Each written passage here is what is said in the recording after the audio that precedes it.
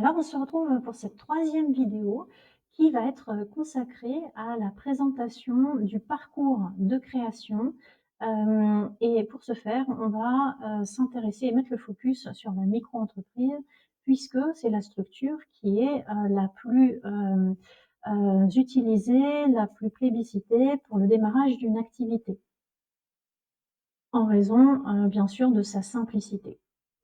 Donc, pour la création d'une micro-entreprise, l'étape numéro 1, ça va être l'immatriculation au guichet unique de l'INPI. Parce que l'INPI a remporté le marché d'attribution pour l'enregistrement des sociétés. Donc, c'est désormais cette structure qui est le guichet unique de la création d'entreprise. Donc, sur le portail de l'INPI, vous allez remplir tous les formulaires de création d'entreprise et c'est là qu'on va vous demander d'opter pour les différentes options que l'on a pu énumérer et présenter au cours de la première vidéo de ce module consacré aux aspects juridiques et administratifs de la création d'entreprise. Sur ce guichet, l'immatriculation va donner lieu à l'attribution d'un numéro SIRET qui comporte 14 chiffres, dont 9 sont constitutifs du numéro SIREN et 5 autres sont constitutifs du numéro NIC. Et c'est à partir de l'attribution de ce numéro SIRET que vous serez autorisé à effectivement commencer votre activité. Donc, aucun acte de prospection de clientèle, quel qu'il soit, ne doit être opéré avant l'attribution de ce numéro par l'INPI. Alors, lorsque vous naviguerez sur le portail de l'INPI, la première chose à vérifier, ça va être que l'activité que vous envisagez n'est pas une activité réglementée, ou alors si elle l'est, que vous remplissez bien les conditions de son exercice. Donc, il existe sur l'INPI un annuaire des activités et des professions réglementées. Donc, vous pouvez regarder donc, sur le site inpi.fr/annuaire activités professions réglementées, consulter pour voir donc si l'activité que vous envisagez n'est pas réglementée. Et aussi, vous pourrez vérifier au cas où voilà, vous envisagez la micro-entreprise, vous devrez vérifier que votre activité ne fait pas partie de celles qui ne sont pas autorisées au titre du régime micro-entreprise. Donc, pour rappel, ce sont essentiellement les professions qui sont gérées par des ordres professionnels. Donc, dans le domaine médical, par exemple, on va trouver les infirmiers, les psychologues, voilà, ce type de personnel. Donc là, dans ces cas-là, c'est vraiment des activités qui ne peuvent pas être éligibles au statut de la micro-entreprise.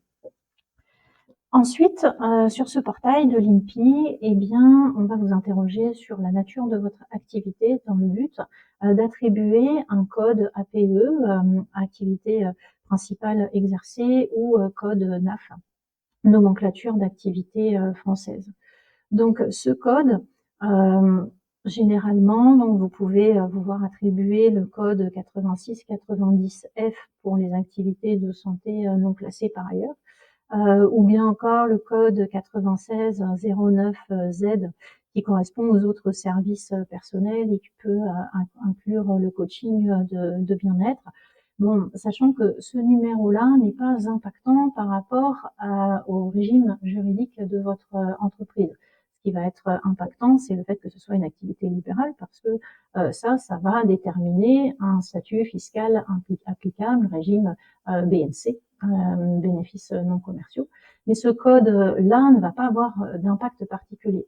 Le jour où il aura un impact, c'est le jour où vous structurez un petit peu davantage et que vous envisagerez d'embaucher des salariés parce que dans ce cas-là, ce code va déterminer la convention collective applicable. Donc là, il va y avoir des incidences dans le choix de ce code d'activité.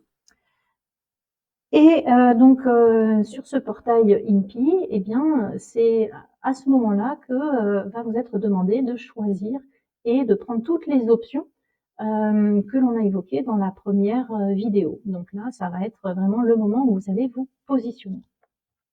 Deuxième étape pour la création de votre entreprise, ça va être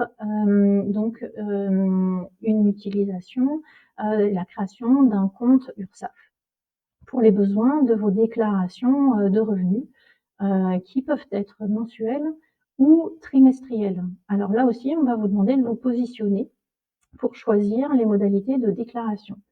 Alors, si vous êtes demandeur d'emploi par ailleurs, on a vu dans la vidéo numéro 2 les possibilités de cumul avec le statut d'un demandeur d'emploi, il est très fortement recommandé d'opter donc pour la déclaration mensuelle. Pourquoi? Parce que France Travail va étudier vos droits mensuellement. Donc, il aura besoin d'avoir une vue de votre activité sur une base mensuelle. Donc, si vous choisissez la déclaration trimestrielle, ça va créer des complications administratives et des risques de ne pas recevoir les indemnisations chômage. Après, pourquoi choisir l'un ou l'autre? Pour des raisons de simplicité, il peut être opportun de choisir la déclaration mensuelle parce que ça vous permet de ne pas avoir à provisionner les cotisations des charges sociales parce que eh bien, vous générez des recettes sur une base mensuelle, vous payez immédiatement donc les charges afférentes, mais vous n'avez pas besoin de provisionner pour garder l'argent disponible en trésorerie pour pouvoir régler les cotisations 3 mois plus tard. Après, au niveau de l'URSSAF, vous pouvez également étudier la possibilité peut-être de bénéficier de certaines réductions, de certaines exonérations. Et pour ça, l'URSSAF est un très bon partenaire. Vous pouvez vous rapprocher d'eux pour demander, solliciter voilà, des informations sur vos droits. Alors, ces aides vont être applicables pour l'aide à la création d'entreprises, ce qu'on appelle l'ACRE. Pour en bénéficier, vous devez ne pas en avoir déjà bénéficié au cours des 3 années précédentes, hein, et vous devez vous trouver dans l'une des situations là, que je vais mentionner. Enfin, je vais mentionner les premières d'entre elles parce que les autres correspondent à des cas vraiment très particuliers. Donc, vous devez être soit un demandeur d'emploi qui est en cours d'indemnisation, soit un demandeur d'emploi qui n'est pas actuellement indemnisé, mais qui est inscrit à France Travail depuis au moins 6 mois au cours des 18 derniers mois, ou alors être bénéficiaire du RSA. Et dans ces conditions-là, si vous pouvez remplir l'une d'entre elles, vous pouvez bénéficier la première année d'exercice d'un taux réduit de cotisation, donc réduit à 10,6% au lieu de 21,2%. Donc c'est intéressant d'étudier ces possibilités. Alors troisième démarche, ça va être cette fois-ci auprès des services fiscaux. Donc, sur le portail impôts.gouv.fr, en principe, vous avez déjà un compte de créé qui vous permet de déclarer vos revenus annuellement. Donc, ce compte va rester actif hein, pour les besoins de la déclaration de vos revenus liés à cette nouvelle activité. Et donc, en plus de ce compte-là, on va vous demander donc de créer un espace professionnel sur ce site impôts.gouv, ce qui permettra d'étudier les besoins de paiement au titre de la CFE, la cotisation foncière des entreprises. Donc, le fait de remplir ce profil professionnel sur le site des impôts permettra eh bien, aux impôts de calculer les montants de la cotisation de la CFE. Et puis, cet espace vous servira, cet espace professionnel vous servira aussi, si vous êtes concerné par la TVA, à réaliser vos déclarations de TVA. Alors, maintenant, les formalités auprès de la banque. Pour les entreprises individuelles, il n'est pas obligatoire de créer un compte professionnel dédié à l'activité professionnelle. Ça ne devient obligatoire que si vous avez dépassé au cours des deux exercices précédents le montant de 10 000 euros. Voilà. En dessous de ce seuil, ce n'est pas obligatoire. Néanmoins, ça peut être intéressant de le faire. Pourquoi? Parce qu'on a vu dans la vidéo numéro 1 que désormais, donc, il y a un principe de séparation de patrimoine professionnel et personnel qui est valable pour les entrepreneurs individuels, ce qui n'était pas le cas auparavant, avant 2022. Néanmoins, il existe des exceptions à ce principe si on estime, en cas de défaillance de l'entreprise, qu'il y a eu une sorte de confusion organisée par l'entrepreneur entre son patrimoine professionnel et son patrimoine personnel. Et dans ce cas, eh bien, on peut remettre en cause le système et le principe de séparation des patrimoines. Donc, créer un compte dédié permet au moins d'être bien clair sur le fait que on n'a pas renoncé tacitement au principe de séparation et donc d'être assuré, voilà, qu'il soit bien mis en œuvre en cas après de défaillance ou de faillite de l'entreprise, dans le cas voilà, qui peut générer chez les créanciers l'envie de venir saisir le patrimoine là où il se trouve. Et dernier point aussi, lors de la création de l'entreprise, il va falloir nommer un médiateur de la consommation. Donc ça, c'est une obligation qui existe maintenant depuis 2016. Donc la nomination d'un médiateur à la consommation, ça sert à quoi? Ça sert eh bien à ce que les personnes qui viennent vous consulter en cas de litige, au lieu de saisir les tribunaux directement, saisissent ce médiateur dans le but de trouver une solution au litige. Donc vous pouvez aller regarder sur le site économie.gouv.fr/médiation conso la liste des médiateurs qui existent et vous allez pouvoir en nommer un. Ça vous coûtera entre 30 et 60 euros par an. Et une fois que ce sera fait, eh bien, vous devrez indiquer les coordonnées de ce médiateur sur l'ensemble de vos supports de communication. Alors bien sûr, première obligation, ce sont les obligations déclaratives, fiscales et sociales. Donc on a vu pour les déclarations propres aux charges sociales, donc vous aviez la possibilité de choisir entre une déclaration mensuelle et une déclaration trimestrielle. Pour les déclarations sur le plan fiscal, eh bien, ça suit exactement le même principe que votre déclaration de revenus habituelle. Donc, ça va être une déclaration annuelle. À moins que vous ayez opté pour le régime du versement libératoire, et dans ce cas-là, ça se fera automatiquement au fur et à mesure.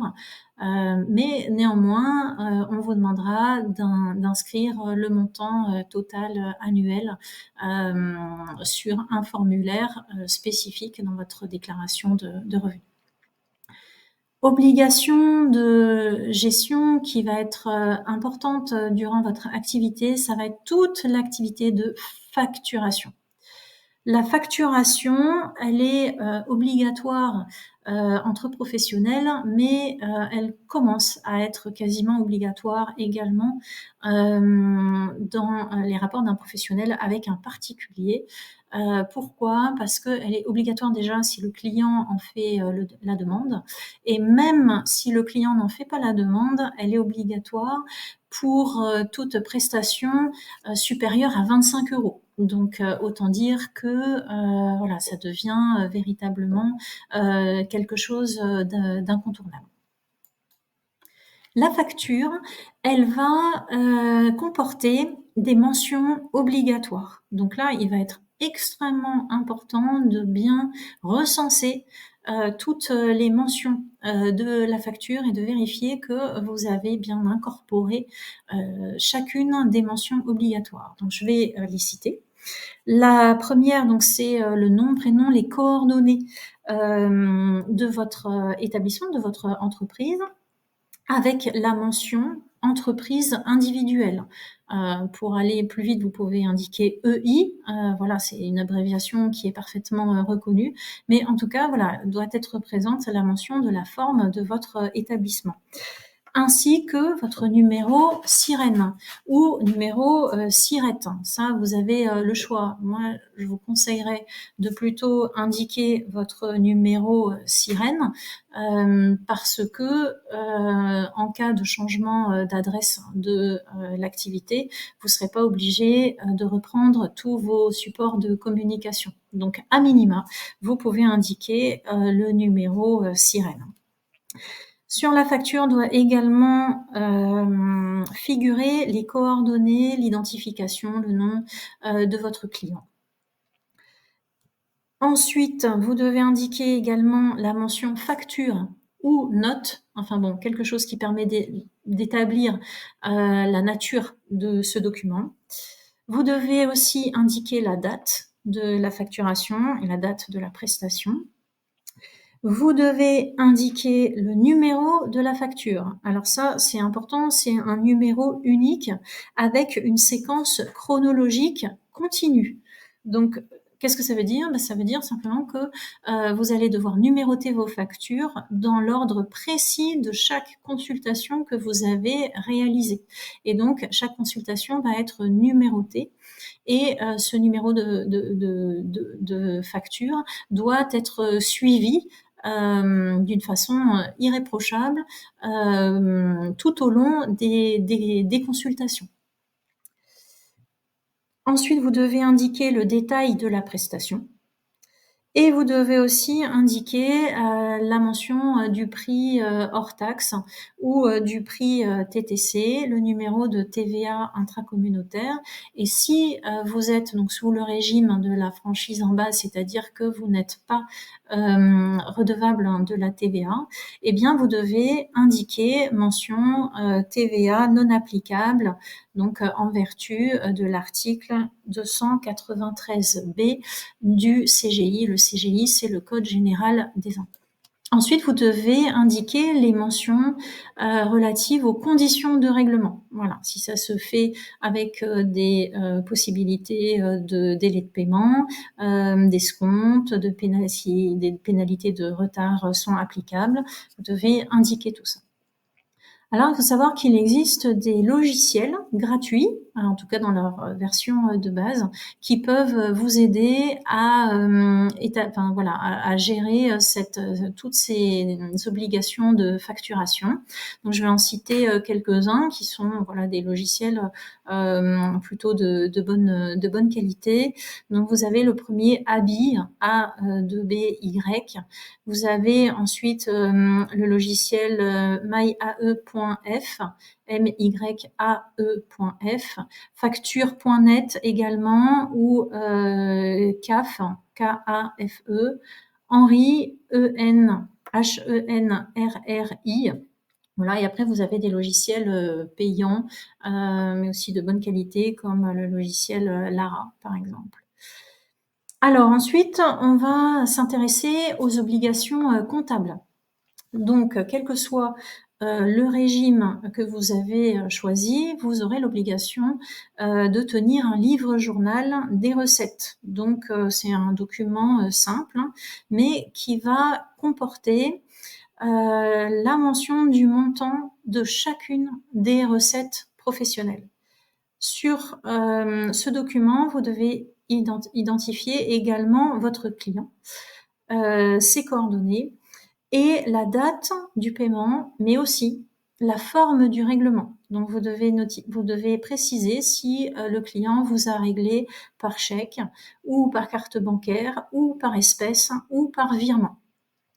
Et vous devez indiquer sur ce document, sur ce livre-journal, la référence de la facture. Donc, c'est là qu'on comprend l'importance de la numérotation chronologique et ininterrompue des factures, parce que ce numéro-là va être reporté sur le livre-journal. Voilà. Donc, on voit bien que les formalités, la gestion comptable est considérablement allégée hein, dans le cadre de cette structure micro-entreprise par rapport au régime réel hein, qui, lui, implique une comptabilité complète. Dernier élément qu'on va pouvoir également mentionner, ça va être la réglementation des établissements recevant du public. Lorsque vous exercez chez vous, vous n'êtes pas considéré comme un établissement recevant du public. Mais dès lors que vous allez exercer dans un local professionnel, à ce moment-là, vous devenez effectivement assujetti à cette réglementation. Donc, pour les établissements recevant du public qui reçoivent moins de 20 personnes, hein, donc on va prendre cette hypothèse hein, parce que voilà, on est dans le cadre d'une activité plus de consultation individuelle. Dans ce cas-là, vous allez relever des établissements recevant du public de catégorie 5. Et là, on va demander à ce que des précautions soient prises pour assurer la sécurité hein, des personnes se rendant dans l'établissement. Donc notamment en maintenant un bon état des installations techniques et des moyens de secours. Donc vous allez devoir disposer d'une installation électrique conforme. Vous devrez disposer également d'un extincteur hein, approprié au risque, disposer de moyens d'alarme incendie et aussi disposer de moyens d'alerte des secours. Alors, je vais dire quelques mots également sur les assurances. Donc, les assurances obligatoires ne sont pas très nombreuses en réalité. Elles vont concerner le véhicule et les locaux professionnels. Mais par contre, voilà, des assurances qui ne sont pas obligatoires mais facultatives sont néanmoins fortement recommandées, notamment la responsabilité civile qui va comporter 3 volets, la protection juridique, la responsabilité civile dite d'exploitation et la responsabilité civile professionnelle. C'est vrai que voilà, en cas de problème et de mise en cause de votre responsabilité, il est quand même préférable de bénéficier d'une couverture.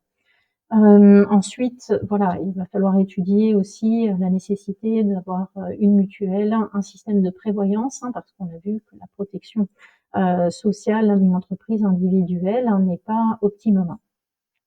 Et également, voilà, envisager la prise en charge à 100% de l'hospitalisation et des soins en cas d'accident du travail, parce que là encore, les accidents du travail sont très peu couverts dans le régime de l'entreprise individuelle. Et pour terminer, j'aimerais aussi voilà, apporter l'attention sur des mentions obligatoires sur les supports de communication. Donc sur l'ensemble des supports de communication, vous allez devoir indiquer la mention donc de la forme juridique que vous avez choisie. Donc là, en l'occurrence, l'entreprise individuelle. Et ce aussi sur l'ensemble de vos supports publicitaires, à part la carte de visite parce que voilà, elle est un petit peu trop petite pour comprendre toutes ces mentions.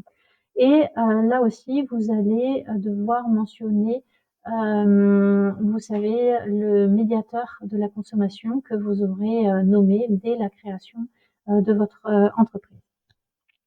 Alors, je vous remercie pour votre attention. Donc, on arrive au terme de cette vidéo consacrée voilà, à la gestion, à toutes les obligations de gestion en cours d'exercice de l'activité libérale.